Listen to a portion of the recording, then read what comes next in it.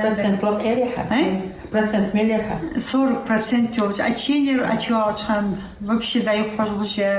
Именно на легкие приходится основной удар коронавирусной инфекции. Ощущение сдавленности в груди – самая частая причина, из-за которой пациенты обращаются к врачам. Здесь главное не медлить. Уже при 50% поражения легких возможна госпитализация. Сейчас ситуация в красной зоне НГБ спокойная. Ежедневно сюда поступает по 2-3 человека. Болею уже сегодня 2 недели. Мне уже лучше стало. Поступила я очень тяжелая была, и температура у меня была, озноб был, очень плохое состояние было. Ситуация с ковидом в регионах разная. По данным оперштаба, в Ингушетии эпидобстановка потихоньку нормализуется. На прошлой неделе цифры подскакивали до 80 случаев в день. Однако медики такую статистику объясняют затишьем перед бурей. В период зимних каникул люди меньше сдавали ПЦР-тесты. И поступление самих больных, тяжесть состояния больных не очень тяжелая сейчас.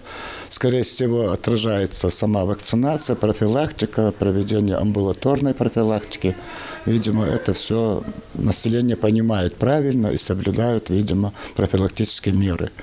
Но и тут надо еще учитывать то, что другие вирусные инфекции сезонные, обычный грипп простой, острые респираторные инфекции. Особое внимание сезонным заболеваниям уделяют не только из-за возможности заразиться ими одновременно. Обычно один вирус сильнее другой инфекции. Проблема в ослабленном иммунитете. Магомед Базгиев оказался на передовой с самого начала пандемии. Назрановская городская больница была в числе первых, которая развернула ковидный коечный фонд. Вначале же было 1-2 больных, а потом буквально через 2 недели было и 450, и 480 больных.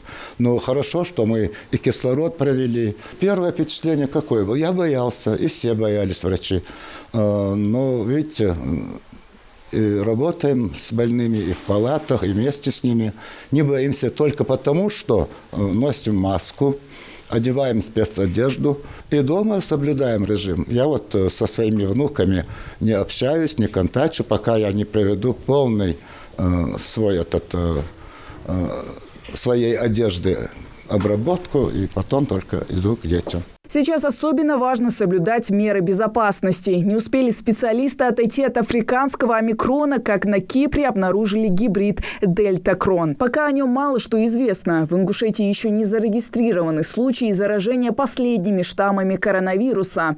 Из привезенных больных в данное время находится 11 человек в реанимационном отделении по степени тяжести. Но из них 1 только нуждается в неинвазивной вентиляции легких. На ИВЛ у нас сегодня нет. Когда по сравнению с прошлым периодом на ИВЛ было значительное количество больше больных, и они были по тяжести тяжелые, и смертные исходы были больше. Сейчас сама инфекция, она быстро распространяется, поражение инфекции идет. Однако неизменным защитником от коронавируса, помимо масок и антисептиков, медики называют вакцинацию. На сегодняшний день первым компонентом привито порядка 240 тысяч человек в Ингушетии. Коллективный иммунитет составляет лишь около 57%. Хава Газикова, Магомед Белакиев. Новости 24.